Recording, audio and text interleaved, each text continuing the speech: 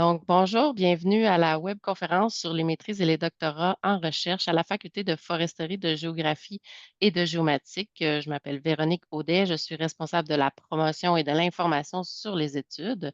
Je suis en compagnie de Sonia Rivet, qui est également responsable de l'information sur les études, et Alexis Achin, qui est vice-doyen à la recherche, ainsi que deux de nos étudiants qui vont vous faire un témoignage à la fin, Assira Kiralta, qui est au doctorat, et puis Geneviève Fournier, qui est à la maîtrise. Donc, tout au long de la présentation, vous allez pouvoir poser vos questions dans le chat.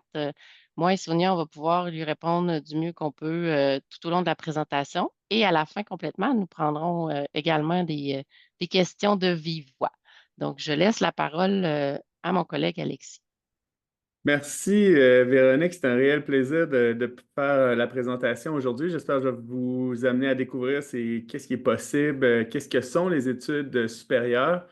Je vais porter attention, là, évidemment, aux programmes qui ont des projets de recherche à l'intérieur, où la recherche prend beaucoup d'importance. Je vais essayer aussi de rendre la présentation la plus dynamique possible.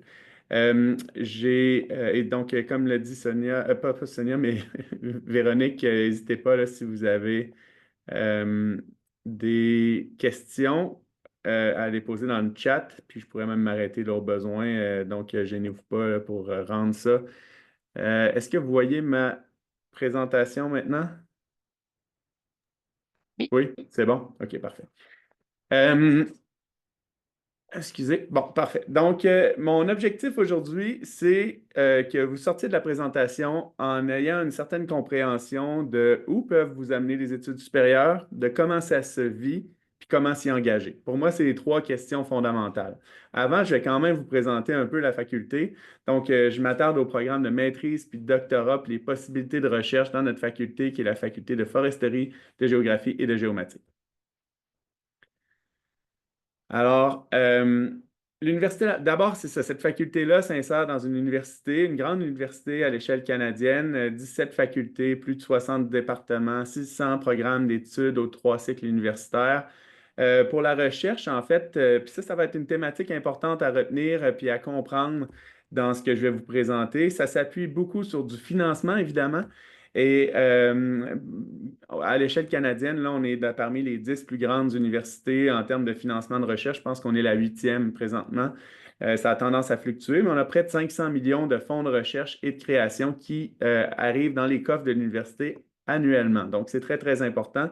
Des activités de recherche qui sont de la taille d'une grande université.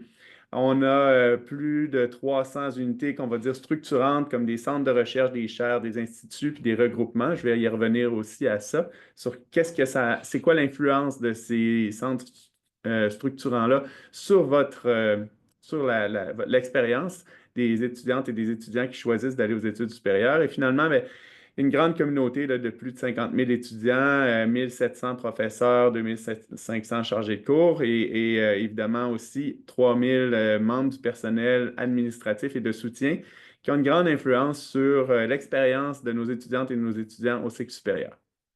La vie universitaire, donc une université, c'est l'université la plus importante au sein de la ville de Québec. La ville de Québec, c'est le milieu qui accueille l'Université Laval, qui constitue un milieu de vie, là, évidemment, intéressant. Il peut arriver, il y a quelques jours, que le milieu de vie devient un petit peu plus, amène quelques défis. Dans les 4 ou 5 derniers jours, là, on a vécu deux tempêtes de neige qui ont rendu les choses un peu intéressantes, mais la Ville de Québec, donc, c'est un milieu d'accueil intéressant pour des étudiants qui proviennent de l'international. Et évidemment, ben, pour les étudiants locaux aussi, c'est une ville de Québec, c'est une ville qu'on apprécie et qu'on aime, puis dans laquelle on aime étudier, travailler. C'est aussi une ville sécuritaire. Euh, donc, le campus lui-même, c'est un campus qui est situé un petit peu à l'ouest de la ville et qui a plusieurs espaces verts. Donc, c'est un milieu agréable dans lequel travailler. Puis, l'université a une forte culture de développement durable et une forte culture de l'internationalisation aussi. On a plus de 9000 étudiants et étudiantes de provenance de l'international qui sont inscrits à l'université. Au sein de ça, la faculté de foresterie, de géographie et de géomatique, comme son nom l'indique, elle regroupe trois départements, soit le département des sciences du bois et de la forêt, le département de géographie et le département de sciences géomatiques. Euh, ces, euh, d- ces différents départements-là sont répartis là, dans différents pavillons à l'échelle du campus. Mais je dirais donc qu'en général, là, on est regroupé dans l'ouest du campus, dans la partie où il y a les sciences, à l'exception d'un des pavillons que je vais vous présenter dans la prochaine diapositive. Euh, mais je pense que la manière la plus importante de raconter ça, c'est de dire que la faculté de foresterie, de géographie et de géomatique, c'est une faculté à l'échelle de l'Université Laval qui est de taille moyenne. Donc, on va dire qu'elle est à l'échelle humaine. Les gens, la faculté est assez petite pour que les gens se connaissent, que les professeurs, les étudiants se côtoient, se connaissent, ont une certaine familiarité dans leurs relations, puis ils ont des relations personnalisées. Et c'est la dimension humaine est très, très forte. C'est aussi une faculté qui est assez grande pour avoir des programmes de recherche importants, un nombre d'étudiantes et d'étudiants, une masse critique d'étudiantes et d'étudiants qui viennent animer la vie universitaire et la vie en recherche. Donc, c'est ça, on parle d'une faculté à échelle humaine dans une grande université qui est l'Université Laval. Physiquement, nos pavillons dans lesquels on est répartis, c'est dans 5 pavillons. Donc, le pavillon principal, c'est celui qui se retrouve en bas à gauche. C'est le pavillon Abitibi-Price, qui est attenant au pavillon Kruger, qui lui se retrouve en haut à droite. Et on voit là, la passerelle entre les deux qui est en haut dans le milieu. Ce sont 2 pavillons qui sont reliés et qui contiennent notamment là, les sciences géographiques, les sciences forestières, puis les sciences du bois ou les génies du bois. On a aussi des professeurs qui sont logés puis des programmes de recherche qui sont logés dans le pavillon marchand en bas à droite, qui est le pavillon des sciences de la vie, là, qui est tout près des 2 pavillons que je viens de nommer. Puis à l'autre extrémité du campus, les gens de sciences géomatiques se retrouvent dans le pavillon Caso. Et c'est ça, donc celui-là, c'est le pavillon qui se retrouve plus dans l'est du campus. En plus d'avoir des bâtiments sur le campus universitaire, on a aussi environ seulement 75 km là, au nord de la ville de Québec, en fait au nord de l'Université Laval. On a une forêt d'expérimentation, on a accès à une forêt d'expérimentation et de recherche qui s'appelle la forêt Montmorency, qui a une superficie de 412 km² ou plus de 40 000 hectares. Donc, c'est très, très grand. Puis ça nous permet de réaliser différents travaux, là, notamment en aménagement forestier, mais aussi à comparer des approches d'aménagement forestier plutôt que de travailler à l'échelle très fine. Là, on peut travailler à l'échelle des paysages. Puis ça, c'est unique là, à l'Université Laval parce que c'est la plus grande forêt d'enseignement et de recherche au monde. Euh, je passe vers les programmes, donc je rentre un peu plus dans les questions que je vous amène, que je vous amenais au début. D'abord, avant de rentrer dans la liste des programmes, ce que je vais vous dire en fait, c'est que on a notamment des programmes de maîtrise avec mémoire puis des programmes de doctorat. C'est dans ces programmes-là qu'il y a une forte intensité de recherche. Pourquoi? Parce que la maîtrise avec mémoire, notamment, c'est une maîtrise qui va généralement inclure seulement une douzaine de crédits de cours, donc environ 4 cours à réaliser, mais où on va vraiment porter l'emphase sur la réalisation d'un projet de recherche qui va culminer par la rédaction d'un mémoire. Souvent, ça va se réaliser environ en 2 années de travail. Ça peut être un peu moins que ça. Dans certains cas, c'est un peu plus, mais on ne le souhaite pas. Donc, on ne veut pas que ça dépasse normalement 2 années de travail. Et l'une des clés pour pas que ça le dépasse, évidemment, c'est que le projet soit bien structuré, mais aussi qu'il soit bien financé. Je reviendrai avec les dimensions du financement un peu plus tard dans ma présentation.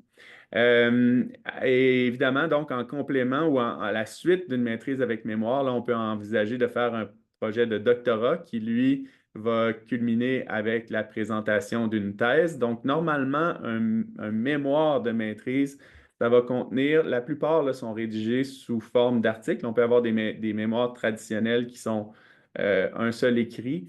Mais par contre, il y en a plusieurs là, qui vont insérer des articles scientifiques. Si on insère des articles scientifiques dans un mémoire, typiquement, on va avoir 1 ou 2 articles scientifiques dans un mémoire de maîtrise. Au doctorat, une thèse, c'est la même chose. Ça peut être écrit, ça peut être présenté de manière classique, sous la forme d'un document, généralement qui est assez long. Par contre, il y a aussi moyen, la plupart des thèses de doctorat de nos jours insèrent des articles, puis souvent, donc, on va avoir 3 à 4 articles qui vont être insérés dans une thèse de doctorat. Généralement, il y a de la flexibilité, mais dans nos travaux, c'est grosso modo, là, dans nos domaines, je veux dire, c'est grosso modo la façon que les mémoires et les thèses vont être présentées. Donc, nos programmes, les programmes sur lesquels je vais m'attarder, ce sont les programmes de maîtrise avec mémoire. Il y a aussi des maîtrises qu'on dit professionnelles qui, elles, sont moins axées sur la recherche, sont plus axées sur les cours. Les maîtrises avec mémoire, puis les programmes de doctorat, eux, sont plus axés sur la recherche. Puis la grosse différence, donc, c'est on va prendre un projet de recherche, puis on va l'amener de A à Z, du début de la conception du projet de recherche jusqu'à la diffusion des connaissances. En 2 ans pour la maîtrise, puis en 3 ou 4 ans au doctorat, dépendamment de comment votre projet est structuré. Ce qu'il faut retenir, c'est que ces projets-là, comme ils sont des projets de recherche qui ont été prévus pour être essentiellement des projets de recherche. J'ai oublié de dire là, qu'au doctorat, il y a aussi environ une douzaine de crédits de cours à réaliser. Donc, c'est majoritairement, encore une fois, là, des crédits de recherche qui vont être suivis. Ce que j'allais dire, en fait, c'est que pour la réalisation du projet de recherche, bien souvent, il y a un financement qui va être attaché à la réalisation de ce projet de recherche-là. Donc, les programmes de maîtrise avec mémoire dans le département des sciences du bois et de la forêt, ce sont la maîtrise en agroforesterie, en génie du bois et des matériaux biosourcés, puis la maîtrise aussi en sciences forestières. On a aussi 2 programmes de doctorat, soit en génie du bois et des matériaux biosourcés ou en sciences forestières. En géographie, il y a 2 programmes, un programme de maîtrise avec mémoire en sciences géographiques, puis le programme équivalent au doctorat. Et finalement, dans le département des sciences géomatiques, il y a une maîtrise en sciences géomatiques, puis un doctorat en sciences géomatiques aussi qui peut être réalisé. Donc, vous voyez là que les programmes suivent grosso modo les 3 départements de la faculté. Euh, Évidemment, ces projets de recherche-là vont toujours être dirigés par des chercheurs experts. Donc, c'est intéressant de savoir puis de faire un peu le tour des expertises en foresterie. Puis, je vous dis tout de suite, je n'irai pas dans les énumérations pures et simples là, de toutes les expertises possibles. En gros, ce qu'il faut comprendre, c'est que les sciences forestières, c'est très, très vaste. Puis, on est un département là, qui couvre l'ensemble des disciplines des sciences forestières allant de la conservation des milieux naturels jusqu'à la réalisation d'activités d'aménagement puis de récolte dans ces milieux-là, toujours dans une perspective de développement durable. On peut aller aussi là, dans les sciences forestières, là, on va dire qu'on va du semis ou même de la graine jusqu'à l'arbre mature. Donc, on a plusieurs dimensions là, des sciences forestières qui sont couvertes. Puis on a une trentaine de professeurs là, qui touchent à toutes les disciplines des sciences forestières.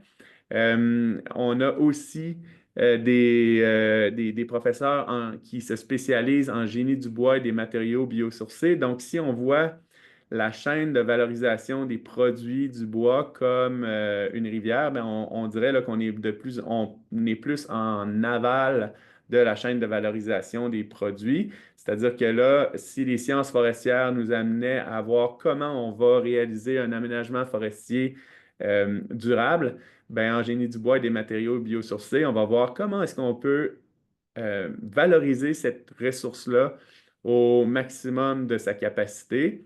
Et puis, on peut même aller plus loin là, en se disant que le fait de récolter des arbres dans des forêts, bien, ça nous amène une espèce de responsabilité morale d'extraire un maximum de valeur des arbres qui sont récoltés. Puis ça, bien, cet objet de recherche-là, bien, ce sont les gens de génie du bois et des matériaux biosourcés qui vont faire ce travail-là. Une particularité ici dans ce programme-là, c'est qu'on va regrouper à la fois des personnes qui sont des ingénieurs, mais il va y avoir aussi des ingénieurs forestiers, il va y avoir aussi des chimistes, il va y avoir aussi des physiciens. Donc, il y a toutes sortes de disciplines qui vont venir interagir pour étudier un même matériau, en fait, qui sont les matériaux biosourcés, mais sous-entendu, là, le bois comme matériau renouvelable par excellence. Ensuite de ça, donc, ben c'est ça, dans le même département, là, plusieurs chaires et consortiums de recherche. Encore une fois, je ne vais pas toutes les énumérer, mais l'idée qu'il faut comprendre ici, c'est que ces initiatives-là, ces chaires, ce sont des regroupements de projets de recherche qui sont dirigés souvent par un seul et même professeur. Parfois, il y en a quelques-uns là, qui vont collaborer dans une même initiative.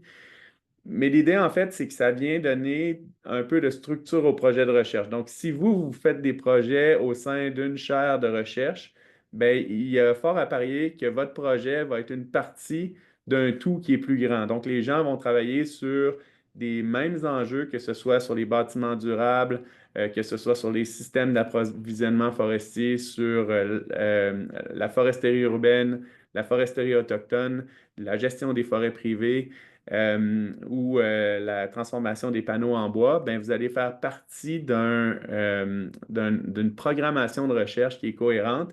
Et donc, vous venez contribuer. Puis ce que ça fait, en fait, c'est que ça fait en sorte que vous avez moins l'impression d'être seul dans vos travaux parce que vous faites partie d'une équipe qui travaille sur un même sujet. Donc, souvent, on aime faire valoir nos expertises dans ces domaines-là. Ensuite de ça, ben, je passe au département des sciences géographiques. Encore une fois, il y a plusieurs expertises. Dans ce cas-là, là, il y a plus d'une vingtaine de professeurs, je pense que c'est 25 là, qui travaillent en sciences géographiques.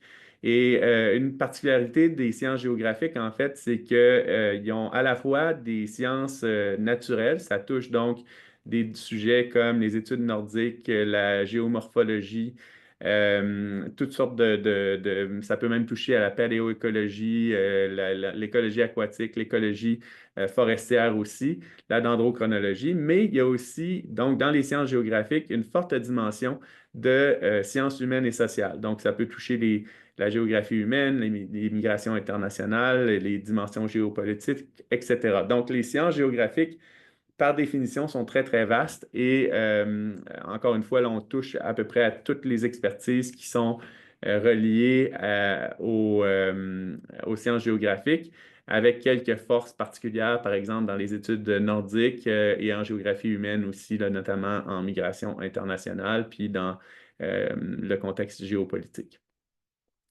Dans ce cas-là, il y a des chaires de recherche aussi en géographie là, qui viennent animer tout ça, comme je viens de l'expliquer. Donc, encore une fois, il y a moyen dans ce département-là de faire partie d'initiatives qu'on va appeler structurantes parce que là, les projets contribuent à une programmation de recherche qui dépasse celle d'un seul projet, donc qui va impliquer une dizaine, une vingtaine ou une trentaine, voire une cinquantaine de projets et parfois qui peut impliquer non seulement l'Université Laval, mais d'autres universités partenaires aussi.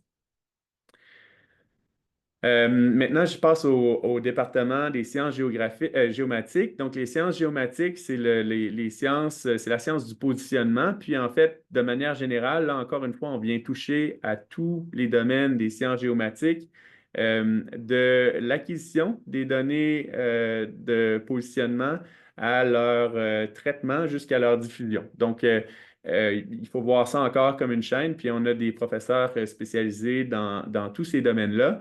Une chose qui est particulière, c'est que la géomatique va toucher, euh, elle aussi, là, des sciences, je dirais plus physiques ou naturelles dans le positionnement. Donc, il va y avoir beaucoup d'utilisation là, de capteurs, notamment des capteurs LIDAR ou des imageries satellitaires qui vont être utilisés dans la recherche.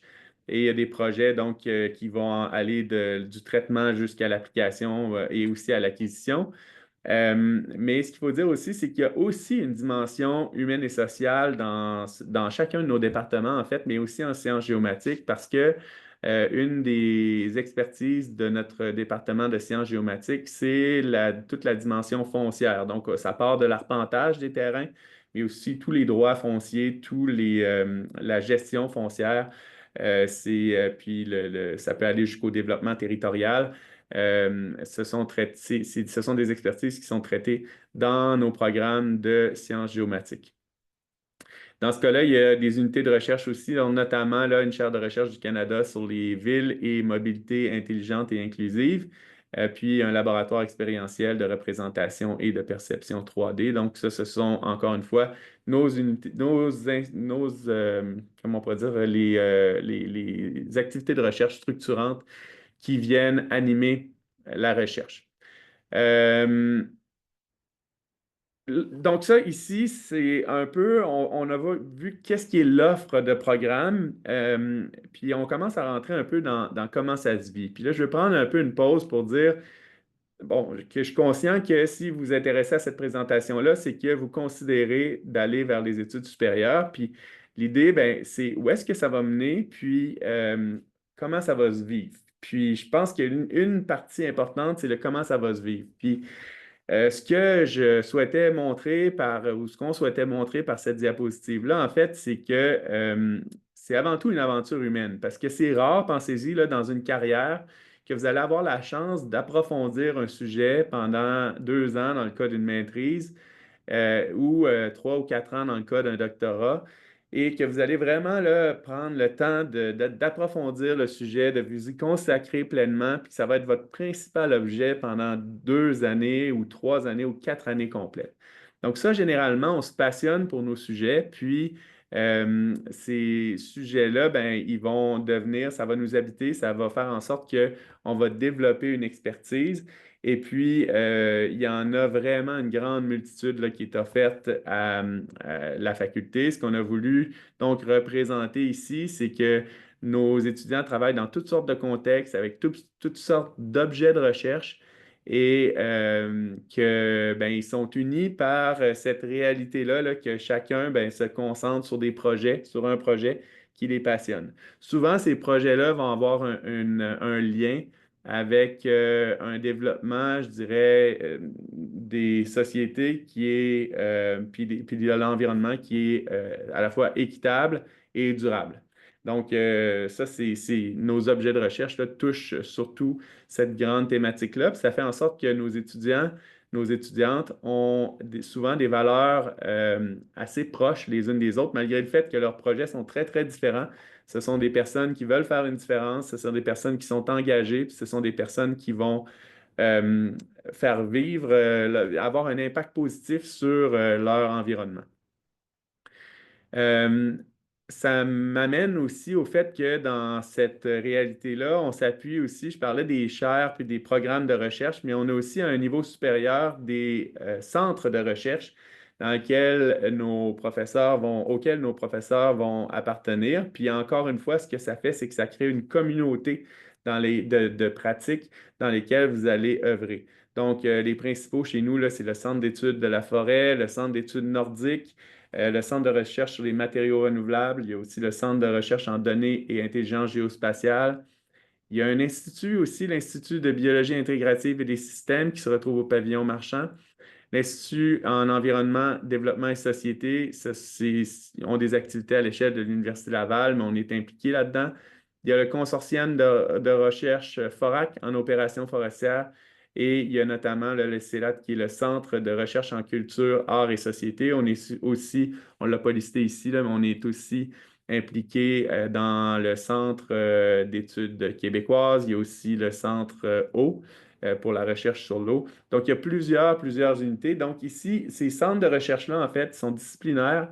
Souvent, ils sont regroupés par des objets de recherche. Puis ça fait en sorte que votre projet, puis votre équipe, au-delà de la supervision de du professeur ou de la professeure qui supervise vos travaux, va aussi se retrouver dans un groupe de professeurs qui travaillent ensemble et puis qui va avoir une animation scientifique là, au sein d'un centre de recherche. Euh, une chose qu'on voulait dire aussi, c'est que j'ai parlé un peu des objets de recherche, puis dans la faculté, en fait, ce sur quoi on va travailler, ça va varier énormément. Il y a beaucoup de nos professeurs qui travaillent sur des objets de recherche qui sont à l'échelle du Québec, donc des objets de recherche québécois. Par exemple, tous ceux qui travaillent en forêt, ben, les gens en sciences forestières souvent vont se concentrer sur les forêts québécoises, mais pas seulement les forêts québécoises. Donc, on va avoir des projets à l'échelle internationale aussi dans des forêts. Il n'y a rien qui nous empêche là, de travailler dans des forêts ailleurs au Canada ou ailleurs dans le monde. On a aussi beaucoup d'étudiantes et d'étudiants qui réalisent des travaux de recherche dans les milieux nordiques. La recherche nordique, c'est une grande force de l'Université Laval. Donc, via le Centre d'études nordiques, puis via des programmes, d'autres initiatives structurantes là, en recherche nordique, plusieurs de nos étudiants vont travailler dans le nord du Québec. Mais aussi, là, ça peut être dans d'autres conditions nordiques. Et puis, alors que la plupart de nos travaux touchent des milieux naturels, mais il y a quand même aussi des travaux qui se réalisent soit par la chaire sur la mobilité là, dans les villes, la mobilité intelligente là, dans les villes, ou pas, je n'ai pas le bon titre, là, mais on va l'avoir ici. La chaire de recherche du Canada sur les villes et la mobilité intelligente et inclusive. Ben, on va avoir des travaux dans les villes, mais il y a aussi une chaire en foresterie urbaine, donc encore une fois des travaux dans les villes. Puis ce qu'on a voulu représenter en bas à gauche, c'était le fait qu'on a travaillé beaucoup aussi dans les forêts tropicales, notamment là, dans les forêts du bassin du Congo, où tous les pays du bassin du Congo, là, on a une longue historique, un long historique de collaboration avec ces pays-là. Donc, retenez que l'objet de recherche peut être varié, puis il peut toucher à peu près tout, mais souvent, évidemment, ce sont les milieux naturels, puis il y a une concentration quand même assez importante de travaux qui vont se réaliser au Québec, mais pas que. Au niveau pratique, en fait, comment s'y engager? Je vous parlais de cette question-là au départ. Bien, il y a des démarches d'admission qui sont importantes à faire. La démarche d'admission est quand même assez simple. Vous devez d'abord trouver votre programme. Donc, j'en ai présenté plusieurs là, aujourd'hui de manière assez rapide, mais vous allez avoir accès à la présentation pour les voir. Ensuite de ça, vous préparez votre dossier. Euh, donc, vous allez pouvoir passer là, à travers les différentes étapes là, d'un site d'admission qui est assez simple. Une chose qui est importante à comprendre, c'est de vous assurer d'avoir des dossiers vraiment complets. Puis, il y a une chose aussi qui est vraiment importante, c'est que pour les programmes de maîtrise avec mémoire et pour les programmes de doctorat, on a besoin d'avoir un professeur qui accepte, un ou une professeur qui accepte de diriger les travaux. Donc, un élément clé ici, c'est de trouver votre directeur ou directrice de projet de recherche. Là, ça va fonctionner de différentes façons, ça. Les professeurs, comme je vous le disais tantôt, vont s'appuyer sur du financement. Vous vous souvenez, je vous ai parlé de financement de la recherche au départ. Donc, les professeurs vont devoir s'appuyer sur du financement. Si on dit financement, c'est qu'ils vont avoir des obligations en retour. Donc, ce qu'on va appeler les livrables. Ils vont devoir livrer des résultats de projet. Et ça fait en sorte ça, que les professeurs qui ont des projets financés vont être capables d'offrir des salaires ou des bourses à leurs étudiants qui réalisent ces travaux-là. Mais en retour, ils doivent s'assurer de sélectionner quelqu'un en qui ils ont pleinement confiance parce que cette personne-là va travailler à produire des livrables que le professeur a promis dans le cadre de l'obtention du financement. Donc, vous comprenez qu'il y a une relation ici à développer. Puis dans la plupart des cas, lorsque les professeurs vont chercher un candidat ou une candidate pour un projet, ils vont afficher. Ce n'est pas toujours le cas, mais en général, ils vont afficher les projets. On va aller voir des sources tantôt. Euh, Vous pouvez quand même envoyer une candidature spontanée. Donc, vous pouvez contacter des professeurs en fonction de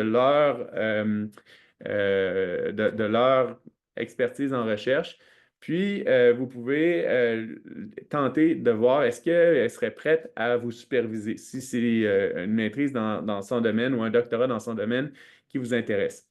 Une chose que je veux vraiment vous faire comprendre ici, c'est que des professeurs comme moi, on en reçoit plusieurs des candidatures spontanées, à un point où c'est presque difficile d'y répondre à chacune. Souvent, ces candidatures-là spontanées n'accrocheront pas beaucoup notre œil parce qu'elles n'ont pas été écrites dans un courriel personnalisé. On comprend, puis on voit tout de suite que le courriel qui a été envoyé est un courriel de masse. Parfois, il y a des erreurs. Parfois, on dit Madame Achin. Parfois, là, au moins, ils ont nommé mon nom. Parfois, ça dit seulement Bonjour, professeur. Là, souvent, je sais que c'est un courriel qui a été envoyé à plein d'autres professeurs. Quand on vérifie aussi, on se rend compte rapidement que ce sont des courriels de masse. L'autre chose, c'est de comprendre que ça ne sert à rien de faire écrire votre lettre de présentation par un logiciel comme ChatGPT parce que les professeurs, évidemment, eux aussi utilisent ChatGPT puis sont capables de voir de manière générale si c'est vraiment vous qui avez écrit le message ou si c'est un logiciel d'intelligence artificielle. Donc, ici, là, l'idée, la clé, c'est d'y aller. Si vous allez vers des candidatures spontanées, c'est vraiment d'aller essayer de cibler votre message, de bien expliquer les raisons pour lesquelles vous souhaitez collaborer avec cette personne-là, de faire valoir la valeur de votre parcours universitaire, puis vos intérêts de recherche en lien avec le champ d'expertise de la personne. De manière plus efficace, je pense, l'idée, ce serait d'aller voir les postes qui sont affichés, mais comme ce ne sont pas tous les professeurs qui vont toujours afficher leurs offres de maîtrise puis de doctorat, souvent ils vont y aller plus par contact. Ça peut valoir la peine d'envoyer des candidatures spontanées, mais faites-le toujours de manière très, très personnalisée. C'est ça qui va vous donner les meilleures chances de succès. Vous devez joindre un curriculum vitae, ça aide, le dossier scolaire, une lettre ou un courriel de motivation, puis des recommandations si possible. En fait, souvent, le professeur qui va avoir porté attention à votre candidature va demander des lettres de recommandation par la suite. Donc, comment prendre contact avec les professeurs? Bien, vous pouvez regarder sur le site web de notre faculté. Vous allez voir, bien, pour nos étudiants qui sont sur place, donc les étudiants qui sont dans nos programmes de bac, vous pouvez nous contacter directement. On est sur place. Vous pouvez nous contacter dans les cours. Vous pouvez nous voir directement à la faculté. Vous pouvez nous écrire facilement par Teams, par courriel. On peut organiser une rencontre. Pour les étudiants internationaux, si vous ne connaissez pas les professeurs, bien, vous pouvez consulter sur le site web de la faculté. Vous allez voir la liste des professeurs, les domaines d'expertise sont écrits. Il y a plusieurs des informations sur les unités ou les entités structurantes auxquelles on appartient. Vous allez voir aussi là, que vous pouvez consulter la liste de nos subventions. Donc, un professeur qui a une grande liste de subventions, bien, on sait qu'il y a plus de financement et plus de capacité à accueillir des étudiants. Donc, c'est une source d'information quand même intéressante pour vous si vous êtes intéressé à ça. Donc, là, vous voyez là, mes financements en cours. Ça, c'est mon exemple, mais vous avez une liste de financements en cours. Vous avez des listes de domaines de recherche aussi qui pourraient vous aider. Ben, par la suite, si vous avez réussi à créer cette relation-là avec un professeur qui l'accepte de superviser votre projet, à ce moment-là, vous avez tout pour être capable de déposer votre demande d'admission. Souvent, ces demandes d'admission-là sont incomplètes. Donc, assurez-vous d'avoir vraiment tous les documents nécessaires au traitement de votre demande d'admission, notamment des relevés de notes conformes, puis des diplômes, votre curriculum vitae, deux, trois rapports d'appréciation qui sont signés. Souvent, ils sont retournés, ils sont déposés, mais ils ne sont pas signés. Et une lettre de motivation sans faute et non générique, on insiste là-dessus. Puis surtout, une lettre d'acceptation d'un directeur ou d'une directrice de recherche qui nécessairement doit être un professeur ou une professeure de l'Université Laval. Bon, ici, ça rentre un peu là, dans les technicalités. Peut-être qu'on pourra en reparler après, mais l'idée de base, c'est que l'admission se fait généralement soit au début de l'hiver, au mois de janvier, soit au début de l'été, au mois de mai, ou soit au début de l'automne, au mois de septembre. Euh, Ensuite, ben ça, c'est ça. Donc, le cheminement, sans rentrer trop dans les détails, ici, ce que je veux vous faire comprendre, c'est que le cheminement à la maîtrise se réalise normalement là, sur 5 ou 6 sessions. Donc, il y a 3 sessions par année. Donc, on parle d'un projet de 2 ans. Remarquez donc qu'en plus du financement qui peut vous venir de votre professeur, votre directeur, directrice de recherche, il peut y avoir des montants de bourses de réussite. Donc, quand un étudiant ou une étudiante à la maîtrise va soumettre son dépôt initial à la 5e session, la Faculté des études supérieures et postdoctorales de l'Université Laval va verser un montant de 3 000 pour encourager l'excellence puis avoir encouragé finalement la rapidité à laquelle le travail a été fait. Au doctorat, donc ça s'échelonne sur 2 ans. Au doctorat, c'est plus long, évidemment, ça s'échelonne sur 12 sessions, mais remarquez là, que les montants d'appui sont assez conséquents. Donc ça vient en surplus du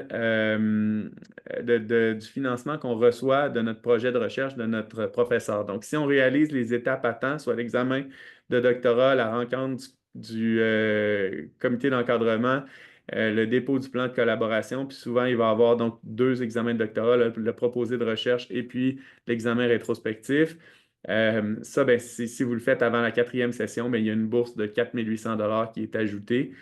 Par la suite, là, il y a d'autres euh, bourses qui peuvent être ajoutées dépendamment du moment auquel vous allez réaliser ces étapes-là. Ce sont des bourses qui visent à limiter la durée des études.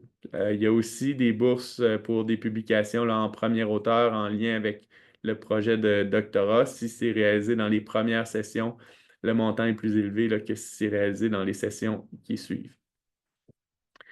Euh, bon, j'ai parlé beaucoup de financement. Ce qu'il faut savoir, c'est que les frais de scolarité, donc pour les études de mémoire, de maîtrise avec mémoire, les frais de scolarité sont inégaux, en fait. Les étudiants qui proviennent du Québec vont avoir des frais de scolarité qui sont les mêmes que ceux que vous avez eus au premier cycle. Euh, Par contre, pour les étudiants internationaux, les frais de scolarité sont plus élevés.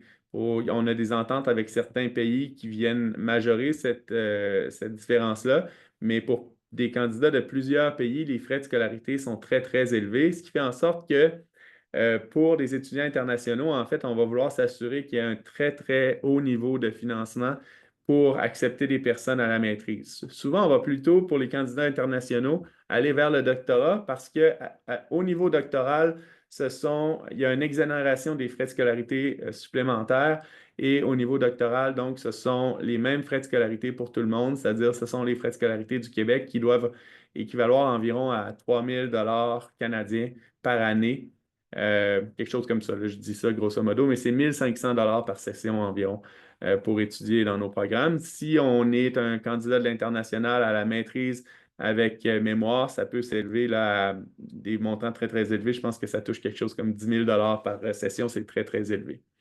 Alors, pour tout le monde, malgré tout ça, le coût de la vie à Québec est élevé, donc on va vouloir avoir du financement qui vient soit des projets de recherche par la directrice ou le directeur.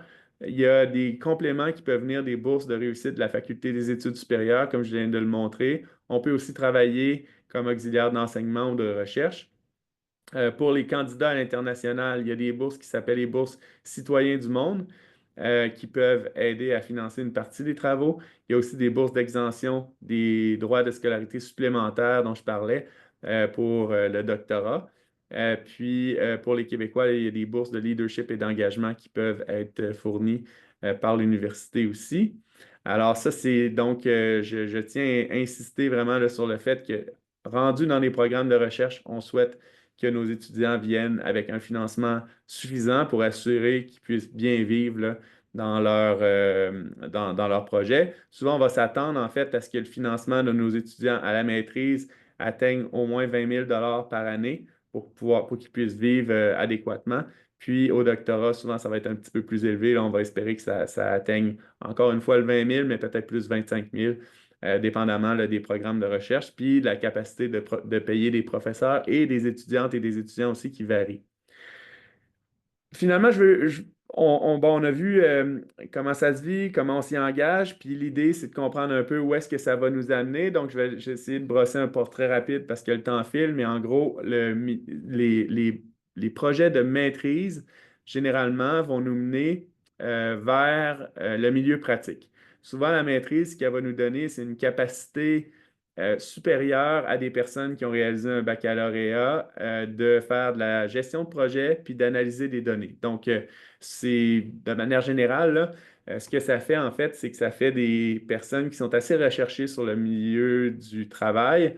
Ce sont des personnes donc qui vont décrocher des emplois qui est attaché à une étiquette de spécialiste là, qui vont avoir dès le départ à cause de la maîtrise. Souvent, les maîtrises ont été réalisées en partenariat avec des organismes du milieu et souvent, ces organismes-là vont engager les étudiants à la fin de leurs études.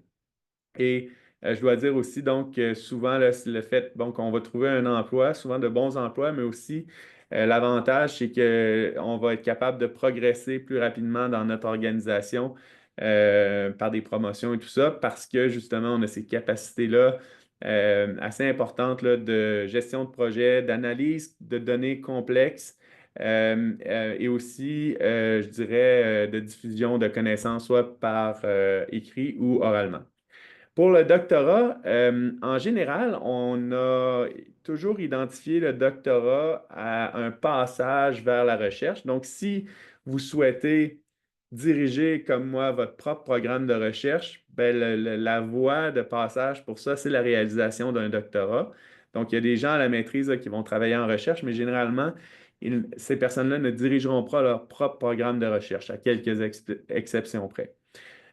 Avant, on voyait le passage au doctorat comme un pied dans la recherche pour le reste de notre carrière. C'est de moins en moins le cas. Donc, de plus en plus, les personnes qui réalisent des études doctorales, il y en a qui vont poursuivre en recherche par la suite, mais il y en a aussi qui vont poursuivre dans des différents organismes, notamment chez des consultants qui ont besoin d'expertise de pointe dans un domaine. Donc, souvent, ces personnes-là, ces organismes-là deviennent des employeurs pour les personnes qui terminent des thèses de doctorat. Donc, ce serait des personnes qui ont développé une grande expertise, mais qui n'ont pas nécessairement le goût de poursuivre en recherche scientifique, mais qui sont un peu plus dans l'action, puis qui aiment appliquer là, leur grande expertise dans un sujet à des problèmes un petit peu plus concrets, un petit peu plus appliqués. Donc, je dirais que c'est un mélange là, au doctorat de voies possibles. Il y en a plusieurs là, qui deviennent des chercheurs aussi par la suite, soit dans des organismes de recherche gouvernementaux ou parfois dans d'autres universités. Il y en a qui deviennent notamment professeurs. Donc, c'est un des débouchés potentiels. Ça nous amène vers les témoignages. Je m'excuse, j'ai pris beaucoup de temps, donc je vais passer tout de suite la parole à nos personnes qui ont réalisé ou qui réalisent présentement des études. Là, je pense que je vais arrêter le partage, puis je vais donner toute la place à Geneviève. Oui, bonjour tout le monde. Donc, je m'appelle Geneviève Fournier, puis je suis étudiante à la maîtrise en sciences géographiques avec mémoire, donc la maîtrise recherche en géographie.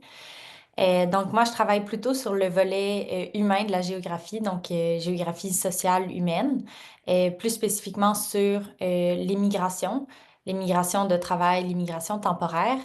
Je suis supervisée par Daniel Bélanger, qui est titulaire de la Chaire de recherche du Canada sur les dynamiques migratoires mondiales, qui est un des pôles d'expertise là, que Alexis Achin a mentionné précédemment. Donc, pour vous parler un peu de comment j'en suis venue à faire une maîtrise recherche, en fait, j'avais eu un peu d'expérience de recherche au baccalauréat, donc au premier cycle, dans le cadre de contrats comme auxiliaire de recherche. Ce qui m'a permis un peu de tester le terrain, voir si j'aimais ce genre de tâches-là, puis aussi de rencontrer des professeurs à la faculté. Puis c'est comme ça finalement que j'ai rencontré ma superviseure, puis que j'ai pu développer un projet de recherche pour la maîtrise.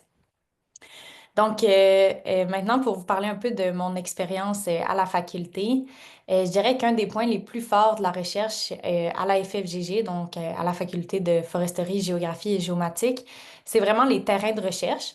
Donc là, je parle surtout pour géographie parce que c'est ce que je connais le plus, mais je pense que c'est vrai aussi en foresterie et en géomatique. Il y a un accent fort qui est mis sur l'expérience terrain pour les étudiants. Donc, chaque étudiant est fortement encouragé à faire son propre terrain de recherche, donc à développer sa méthodologie, à entrer en contact avec le sujet d'étude, à collecter ses propres données, que ce soit des collectes d'échantillons ou des entretiens, des questionnaires, etc. Donc, tout ça, ça fait en sorte que par après, quand on est rendu à analyser nos données, qu'on est rendu à rédiger, ben, on a un attachement fort à notre sujet parce qu'on a été en contact avec le terrain, on a nous-mêmes collecté ces données-là qu'on analyse. Euh, Puis après ça, ben, ça nous forme bien pour la suite, que ce soit pour une carrière en recherche ou pour une carrière dans d'autres secteurs que Alexis Achin a nommé aussi. Parce que ben, ça nous permet de développer un genre de pôle d'expertise sur notre sujet de recherche. Dans mon cas, c'est bon, la géographie des migrations, la géographie du travail. Puis ça nous permet aussi de développer des compétences d'analyse, un réseau sur le terrain aussi, d'être en contact avec des organismes, des agences gouvernementales, des chercheurs qui travaillent sur notre sujet. Et puis, évidemment, ben, ça nous permet de développer toutes les compétences que la formation en recherche vise à développer. Donc, la recherche documentaire, l'analyse, l'esprit critique, la rédaction, etc. Euh, donc, pour finir, je voulais vous parler un petit peu de la vie étudiante à la faculté, parce que je pense que c'est aussi un des points forts à notre faculté. En fait, pour ceux qui connaissent pas, là, qui sont pas déjà étudiants au premier cycle ou à la maîtrise à la faculté, c'est une des facultés qui est les plus animées du campus, tant qu'à moi. J'avais étudié dans une autre faculté avant, puis je peux dire que ça fait une grosse différence. Il y a toujours des activités étudiantes, des activités avec les professeurs, avec les membres de l'équipe administrative. Il y a toujours du monde dans les pavillons. Donc, les trois pavillons qu'on vous a présentés précédemment sont toujours pleins d'étudiants, plein de vie. Donc, ça fait une grosse différence au cycle supérieur où parfois on est un peu isolé dans notre recherche, un peu isolé dans la rédaction. Mais au final, le fait d'être dans une faculté qui est très, très vivante, ben, ça permet de briser cet isolement-là. Puis ça, c'est vraiment précieux. Euh, pour mentionner très rapidement aussi, là, il y a plusieurs associations étudiantes qui visent à organiser un peu la vie sociale des étudiants au cycle supérieur. Donc, il y a une association en géographie, une association en foresterie, puis une association en géomatique qui vont organiser des soirées quiz, des soupers, des dîners, mais aussi des journées de rédaction, des conférences, etc. pour vraiment appuyer les étudiants au cycle supérieur. Donc, je dirais que ça, c'est un autre des points forts de la formation à la faculté. Je vais céder la parole à Syrah, mais si vous avez des questions, ça va me faire plaisir d'y répondre. Merci Geneviève, bonjour tout le monde. Donc, moi, c'est Assira Kiranta, je suis originaire du Tchad. Je, je suis étudiant au programme de doctorat en génie du bois et des matériaux biosourcés. Donc, j'ai commencé depuis septembre 2022, ça fait déjà un bout. Donc, mon sujet de recherche porte sur la stabilisation du bois dans un contexte d'économie circulaire. Donc, ces derniers moments, on entend beaucoup dans l'actualité, valorisation des déchets, réduction des déchets, économie circulaire. Donc, mon sujet de recherche s'inscrit dans ce contexte. Je réalise ce projet sous la direction du professeur Véronique Landry au département des sciences du bois et de la forêt, comme l'a mentionné professeur Hachin tout à l'heure, et aussi en collaboration avec une professeure au département de génie chimique et un autre professeur au département des sciences de l'environnement. Donc, c'est un projet assez multidisciplinaire qui fait que ça, ça m'a permis aussi de développer d'autres expertises dans ces domaines-là. Pourquoi j'ai choisi les études au cycle supérieur? J'ai toujours rêvé de faire une carrière en recherche et en enseignement au niveau supérieur. Donc, avant ça, j'ai fait une maîtrise en France. Donc, comme le professeur Achien l'a mentionné, moi, je suis chimiste à la base. Donc, quand j'ai fini ma maîtrise, je voulais continuer au doctorat et surtout dans le bois. Donc, j'ai cherché un peu les offres de recherche. Donc, moi, j'ai trouvé mon sujet de recherche sur une plateforme qu'on utilise beaucoup en France qui s'appelle Association Bernard Grégory. Donc, c'est sur ce site que j'ai découvert l'offre qu'avait proposée professeur Landry et qui correspondait aux expertises que j'avais en ce moment et qui correspondait aussi à ce que je voulais faire. Donc, j'ai postulé donc lettre de motivation, mon CV, les relevés des notes. Ensuite, j'ai passé deux entretiens parce qu'il y avait d'autres candidats aussi qui avaient postulé à la même offre. J'ai passé des entretiens. Ensuite, j'ai été retenu par la suite. C'est ainsi que je suis venu à l'Université Laval en 2022. Ce que mon projet m'a apporté, c'est beaucoup d'abord, comme j'ai présenté, c'est un projet multidisciplinaire. Donc, ça m'a permis d'apprendre du côté de chimie et que aussi du côté des sciences des aliments qui étaient un peu loin par rapport à mon domaine. Et aussi, mon projet m'a permis de faire beaucoup de conférences à l'international et aussi au niveau national, ce qui m'a permis de développer des compétences en communication, au réseautage. Et même la session dernière, j'ai pu aller faire un stage de 4 mois dans un autre groupe de recherche en Allemagne. Et je suis revenu avec d'autres plans de conférences, voir comment les recherches se passent aussi dans notre milieu. Et pour moi, toutes ces compétences réunies vont me permettre de construire la carrière dont je rêve, qui est de la recherche. Aussi, je voulais mentionner que professeur Achien l'a déjà mentionné, mais je voulais aussi revenir sur nos différents centres de recherche qui offrent beaucoup de bourses. Moi, souvent, quand je vais à des conférences, il y a un peu de soutien financier pour mon déplacement, la réservation d'hôtel, mais aussi, surtout, on partage les équipements en chimie ou que ce soit dans d'autres domaines. On a ces différents centres de recherche nous offrent des équipements qu'on a besoin, qui sont vraiment à la pointe de la recherche à l'Université Laval. et aussi surtout les ressources humaines. On a vraiment l'expertise qu'il nous faut dans nos différents centres de recherche. On travaille beaucoup en collaboration aussi, ce qui fait que le milieu de la recherche dans notre faculté est vraiment très vivante et enrichissante. Pour revenir sur l'ambiance étudiante, moi, je suis comme l'a mentionné Geneviève, moi, je faisais partie aussi de certaines de ces associations et l'expérience dont j'en ai tiré était très, très enrichissante. Moi, j'ai dit que le milieu est vraiment très inspirant. Moi, chaque jour que je me lève, je suis content de venir travailler ici dans notre pavillon et ça fait vraiment la richesse aussi de notre faculté. Donc, si jamais vous aurez des questions, je suis disponible aussi. Merci. Merci beaucoup, Assira. C'est un super témoignage. Geneviève aussi, merci. Là, on pourrait passer, on a répondu à quelques questions là, dans le chat, puis là, on pourrait poser des questions de vive voix. Donc, nous sommes disponibles les quatre. Peut-être juste mentionner là, à qui s'adresse votre question ou sinon, on va pouvoir répondre là, Ouais. selon le sujet. En attendant que les questions rentrent, je voulais mentionner aussi, donc, ce qui se dégage de la présentation, évidemment, là, c'est le lien à développer avec une professeure ou un professeur prêt à diriger vos travaux. Ben, je pense qu'il ressort plein d'autres choses, notamment là, du milieu d'accueil sur lequel on a travaillé vraiment fort. Et puis, je pense que c'est ça, je pense qu'on offre un bon milieu d'accueil pour nos étudiants au cycle supérieur.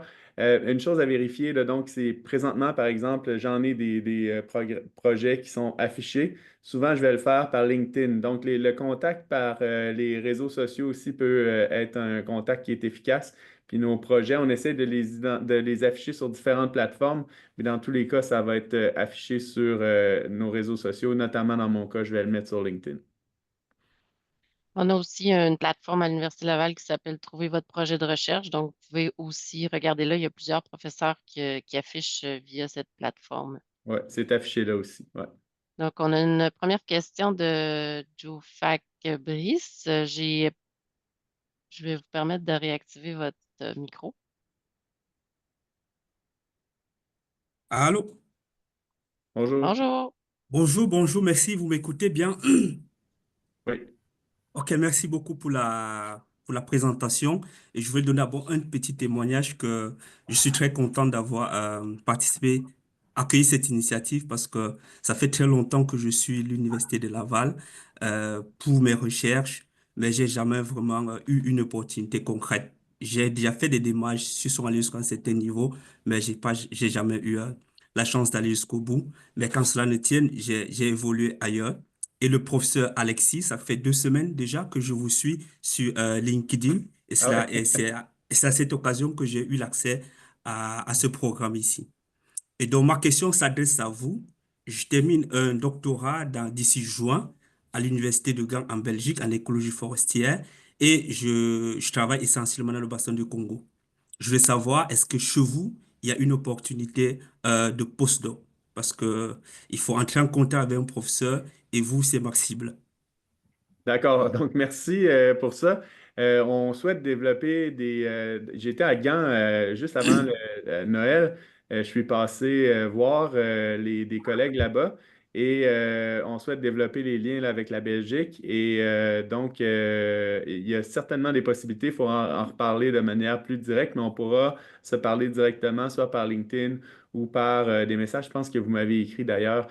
Donc, je vais m'efforcer là, de maintenir le lien avec vous. Il y a peut-être des possibilités avec moi ou il y a peut-être des possibilités là, d'autres personnes dans le bassin du Congo. Présentement, je n'ai pas de projet dans le bassin du Congo, mais il y en a, j'ai des collègues qui en ont, mais après, ça peut être les mêmes expertises appliquées à d'autres forêts. Donc, il s'agira là, de poursuivre la discussion. Merci bien. Je rentre en contact avec vous. Merci beaucoup. Merci à vous. Merci. On avait une autre question là, dans le chat. Donc, si vous n'avez pas reçu d'offre d'admission, c'est sûrement que votre dossier est incomplet. Là. Les gens, s'ils n'ont pas de directeur, c'est pas nous, c'est pas la faculté qui trouve les directeurs, qui jumelle les candidats. C'est vraiment votre responsabilité de rentrer en contact avec des professeurs, de les convaincre aussi de votre candidature. Puis là, c'est là que vous pouvez avoir une admission si vous êtes accepté par un directeur ou une directrice de recherche. Là, dans le cas de la question, c'est dans le domaine de l'agroforesterie. Une autre alternative, c'est d'appliquer à la maîtrise professionnelle en agroforesterie où on ne demande pas de trouver son superviseur avant l'admission. Parfois, certaines personnes, ça leur permet de faire un passage vers la maîtrise avec mémoire par la suite, parce que là, une fois au Québec, c'est peut-être plus facile d'établir des liens ou de continuer avec la maîtrise professionnelle. C'est sûr que c'est pas l'idéal, mais ça peut arriver que des gens fassent une maîtrise professionnelle dans notre faculté, puis poursuivent au doctorat aussi si c'est des excellents étudiants, puis qui ont fait un essai qui avait des très bonnes compétences.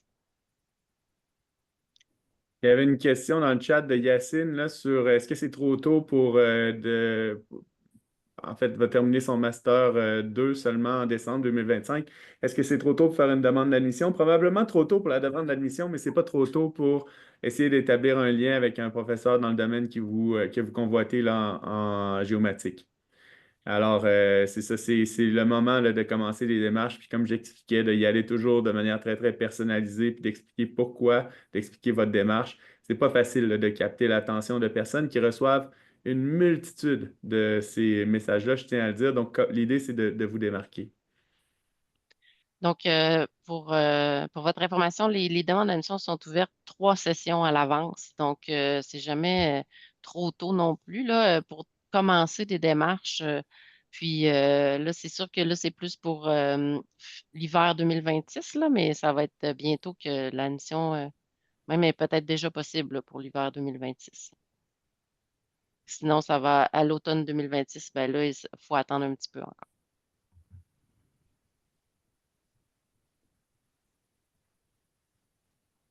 Est-ce qu'il y avait d'autres questions pour les gens?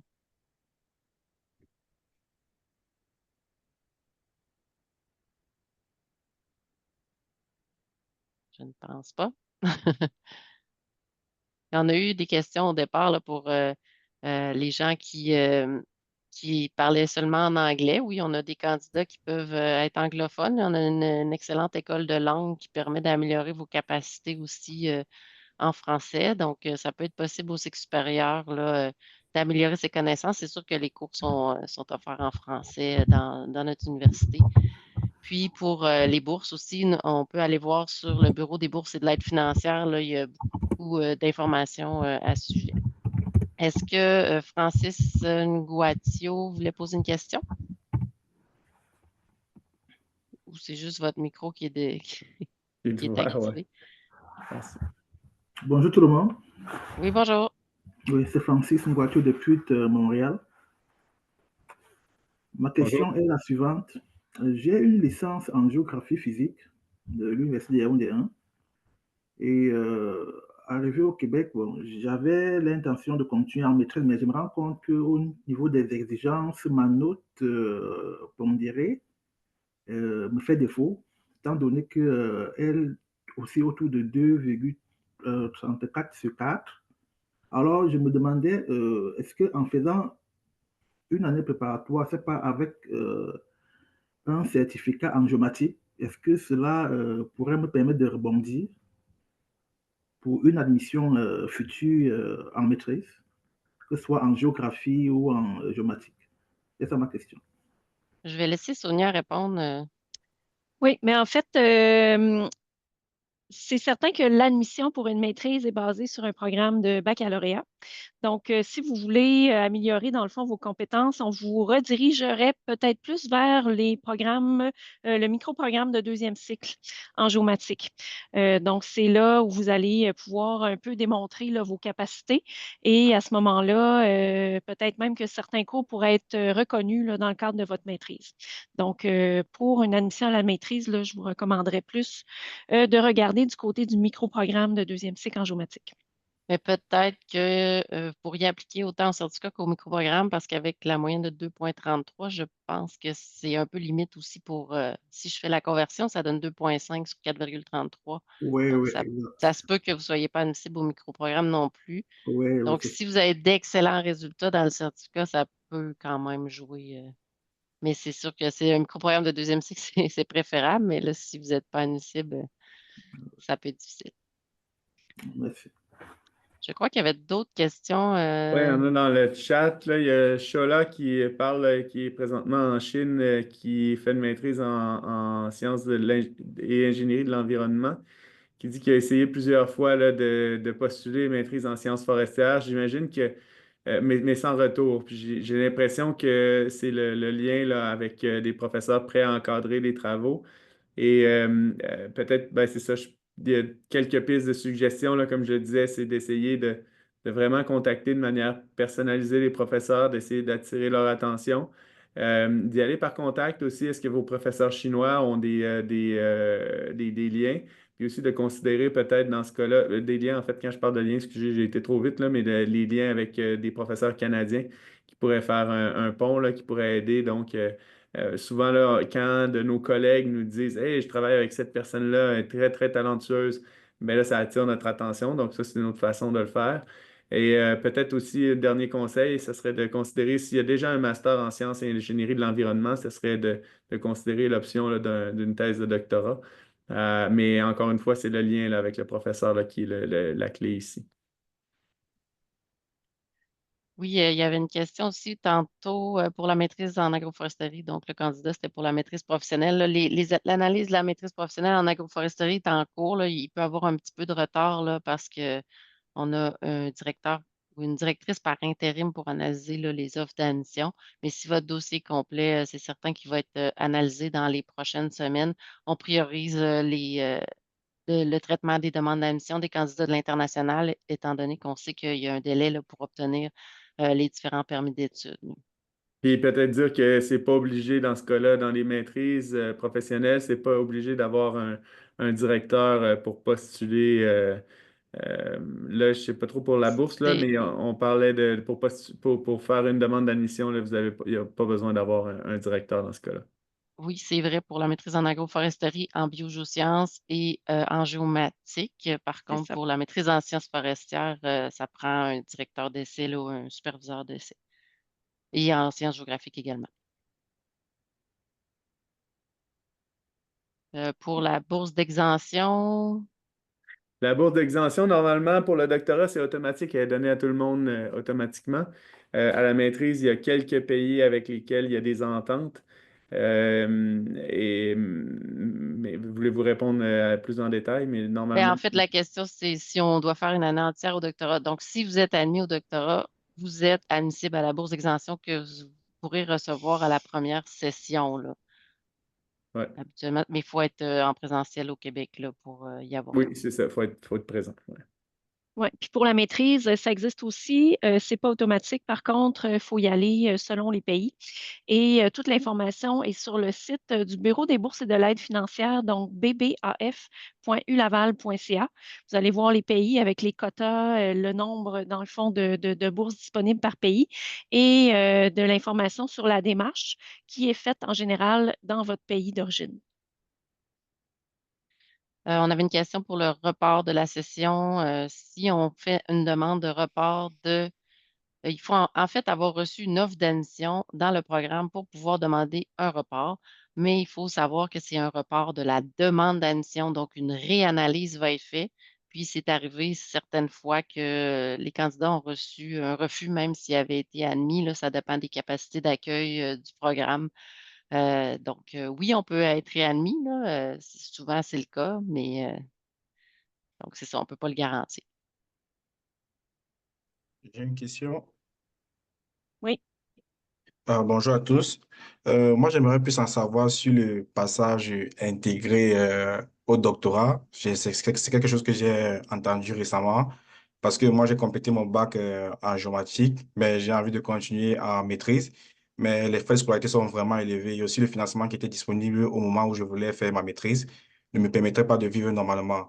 Donc, j'ai décidé d'attendre avoir ma résidence permanente avant de continuer en maîtrise. Mais récemment, j'ai suivi qu'il y a un passage intégré directement avec le doctorat. J'aimerais savoir si, est-ce que c'est lors de la mission qu'on sait que ce passage est directement intégré au doctorat de telle façon qu'on puisse avoir le financement, parce qu'on m'a fait comprendre, lors de la présentation, on a fait comprendre que euh, au doctorat, les frais de scolarité sont pareils que pour les étudiants canadiens. Donc, mon but, c'est vraiment de savoir, est-ce que lorsqu'on fait une demande d'admission, c'est directement que c'est un passage intégré au doctorat, ou bien c'est lorsqu'on commence le programme de maîtrise de recherche que s'il y a des possibilités, on ensuite vers le doctorat. c'est plutôt la deuxième option. Dans le fond, vous allez faire un petit, je ne sais pas c'est quoi le minimum, là. Peut-être qu'Alexis, Véronique, vous pouvez m'aider à ce niveau-là, là, mais c'est sûr que vous allez devoir faire une partie de cheminement dans la maîtrise pour pouvoir faire un passage accéléré au doctorat.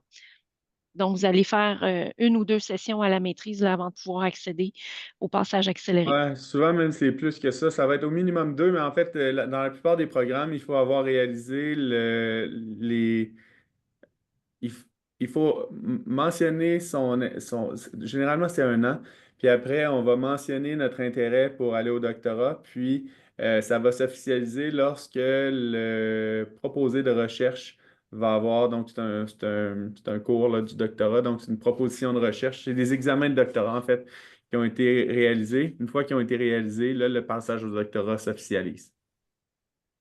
D'accord, merci.